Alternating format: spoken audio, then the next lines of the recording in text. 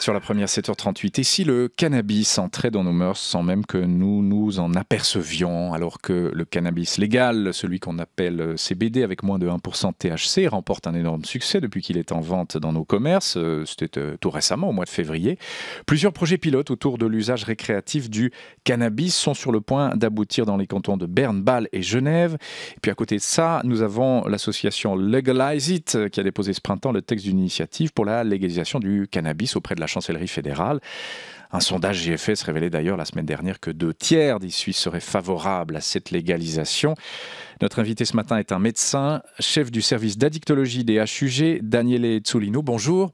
Bonjour. Merci beaucoup d'être avec nous dans notre studio de Genève pour aborder cette thématique du cannabis qui est complexe. Et puis on va essayer d'être un peu pédagogue entre cannabis récréatif, cannabis légal, cannabis illégal. Quels sont les effets sur la santé? On va le voir avec vous. Et là aussi, les études se contredisent parfois.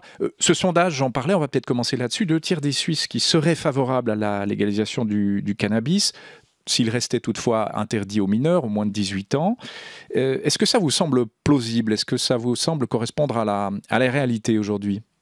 Ça ne m'étonne pas trop vu les développements dans d'autres pays. Rappelons qu'il y a plusieurs pays comme l'Uruguay ou plusieurs États aux États-Unis qui ont déjà fait le pas d'une régulation du cannabis. Donc le monde change, même les États-Unis s'y mettent. Ça change très vite parce qu'il y a encore une dizaine d'années, on était totalement défavorable. Qu'est-ce qui a changé? Pourquoi les vents ont tourné si vite en Suisse?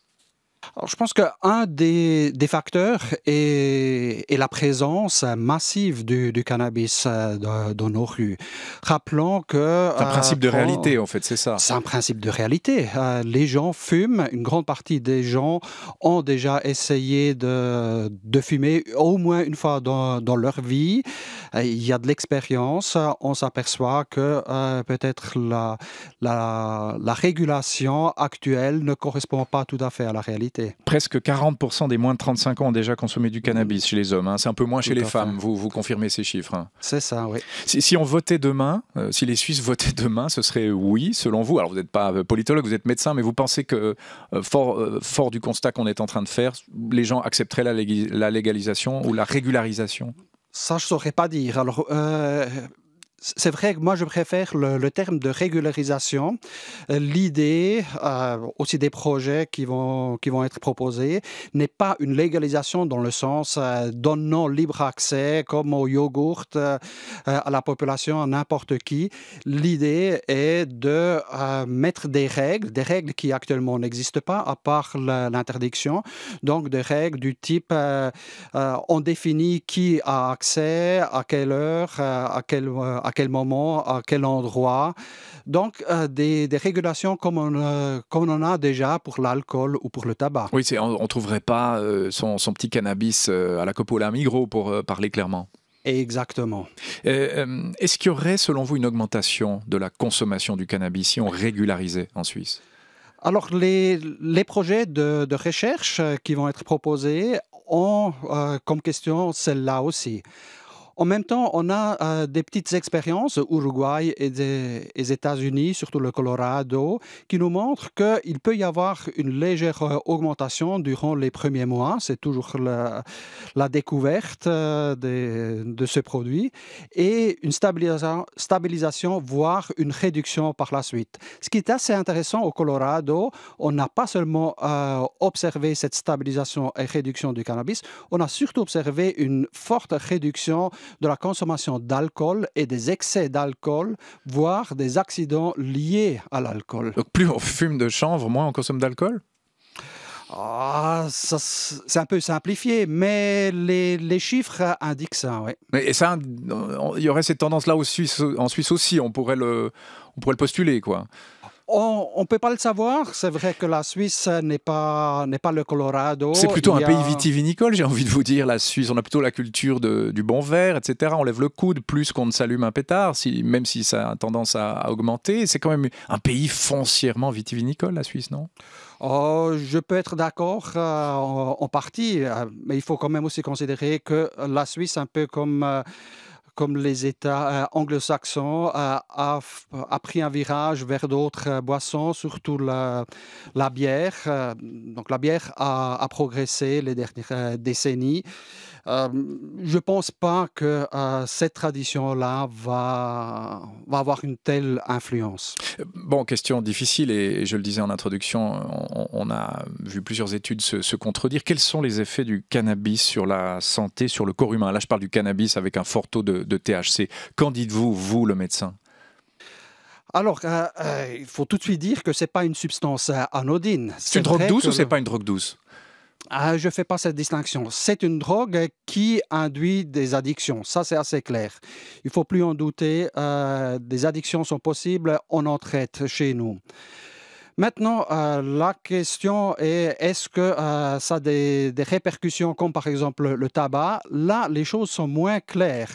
On pensait longtemps que le cannabis puisse induire des cancers du poumon, plus ou moins, ou même pire que le tabac. Les dernières données ou les dernières analyses des données épidémiologiques nous montrent que c'est peut-être pas si vrai que ça, que le cannabis puisse même avoir un certain effet protecteur. Attendez, je vous arrête sur ce point. Un effet protecteur, c'est-à-dire empêcher des cancers du poumon. Si on fume du cannabis, on pourrait prévenir des cancers? Il y a des indicateurs, des indicateurs dans des études animales et dans des études épidémiologiques qui montrent ça, oui. Vous voyez l'importance du message qu'on délivre ce matin. Hein, oui. Si on nous écoute, les gens vont se ruer. C'est délicat. Alors là, c'est un côté. Rappelons-nous quand même que le cannabis peut faire des dégâts. Rappelons-nous que sous cannabis, on ne fonctionne pas. On ne pense pas droit. On a des associations relâchées. On peut avoir des hallucinations. Durant ces moments-là, on ne fonctionne pas. Si on fume durant le travail, on travaille mal, ou pas du tout. Si on fume durant l'école, on n'apprend rien. Si on fume régulièrement, on perd du temps. Ce qui a pu être montré encore dans des études épidémiologiques, on perd du temps de manière à avoir même des baisses de QI. On parle même de cas de schizophrénie qui auraient été déclenchés par un abus de cannabis, qu'en dites-vous? Ça, c'est pas clair du tout.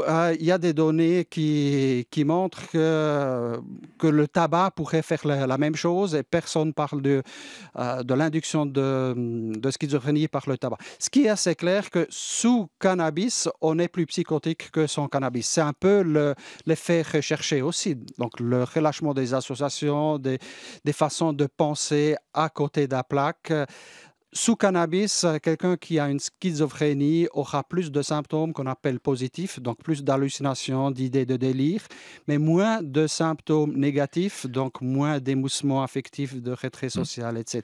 Alors, on vous entend bien, vous n'êtes pas du tout en train de dédiaboliser la substance, mais de prôner une forme de régularisation. Est-ce que ce n'est pas contradictoire? Si on régularise, évidemment, c'est une porte ouverte, vous l'avez dit, on ne peut pas travailler, on ne peut pas conduire, on ne peut pas étudier correctement.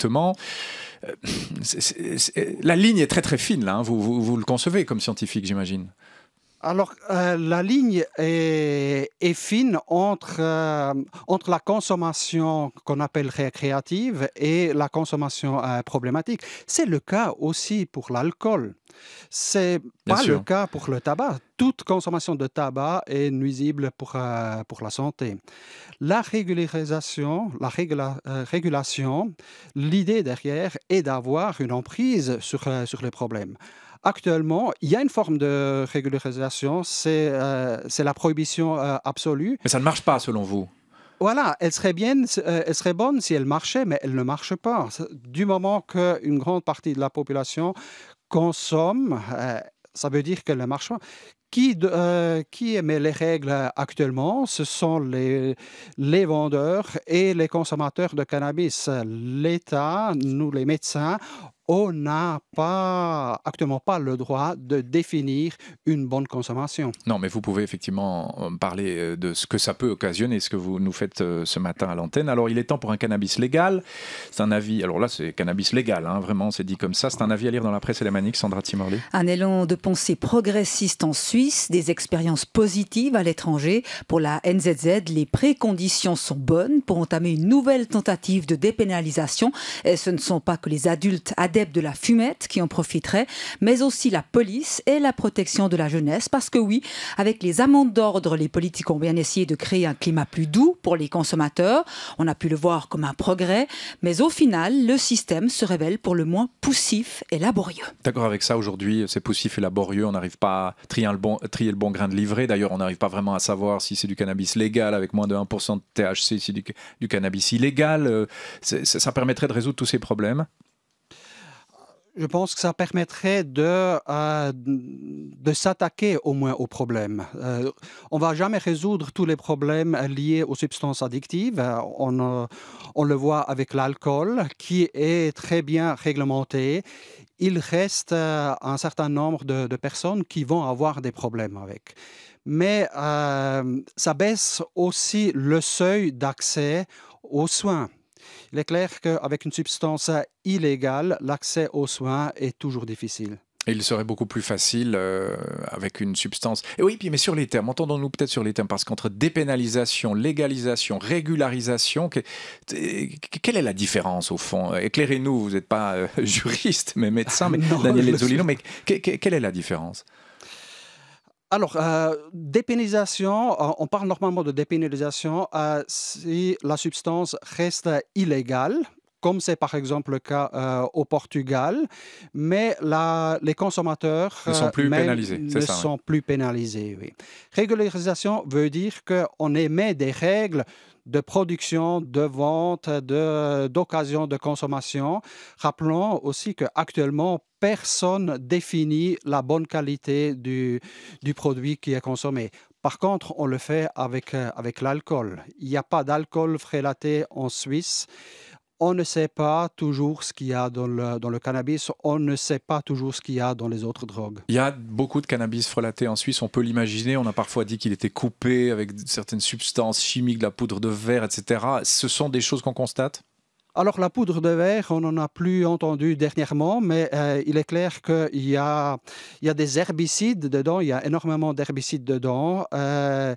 Il serait temps qu'on émette des règles du bon cannabis, comme c'est le cas pour le tabac. Un herbicide dans une substance, ça, pour le coup, c'est un peu cancérogène, non? Absolument. Oui. Ça peut l'être. Il y a des projets pilotes en Suisse, on a dit Berne, Bâle, Zurich, Genève. Vous participez à celui de Genève. Quelles sont les informations qui vous intéressent dans les données que vous récolterez? Qu'est-ce que vous cherchez au fond dans ces projets pilotes et notamment à Genève? Alors, il y a deux grands aspects, deux axes. Certainement, l'axe qui intéresse l'addictologue. Est-ce qu'il y aura un changement de type de consommation du moment qu'on a accès de façon régulée? Est-ce qu'il y aura une augmentation de la consommation, des doses, des concentrations préférées? Est-ce qu'il y aura éventuellement même une diminution des consommations problématiques, puisque on prévoit aussi des interventions de réduction de risque et de prévention. D'un autre côté, ce qui nous intéresse, qui intéresse surtout les sociologues, est-ce qu'il y aura un changement de la perception du produit, des consommateurs dans l'environnement, dans la ville, dans le canton, et chez les consommateurs eux-mêmes. Est-ce qu'ils prendront conscience d'une autre manière de leur consommation? Résultats, ils sont attendus pour quand? Alors, il y a... Pour l'instant, on est en train, dans certaines villes, d'élaborer des protocoles. On en a déjà soumis. Berne a déjà passé la commission d'éthique et a soumis son protocole à l'OFSP. On attend les réponses. Un mot sur le cannabis légal, ce fameux CBD avec moins de 1% de THC qu'on trouve dans les grandes surfaces, aussi dans les kiosques. Est-ce qu'il est vraiment si inoffensif que ça? C'est vraiment une petite consultation qu'on fait là avec vous, parce que beaucoup doivent nous écouter et en consommer. Est-ce qu'on peut prendre le volant en ayant fumé le cannabis légal? Est-ce qu'on peut mener une activité professionnelle diurne tout à fait normale? Quels sont les effets de ce produit? On en sait assez peu comparé au THC. Les études commencent. Alors, ce qu'il faut dire que le CBD, donc le produit principal Cannabidiol, je crois qu'on appelle ça le comme ça. cannabidiol, exactement, est une substance assez intéressante. On a même essayé de le développer comme un traitement contre la schizophrénie. Vous voyez l'intérêt. Oui.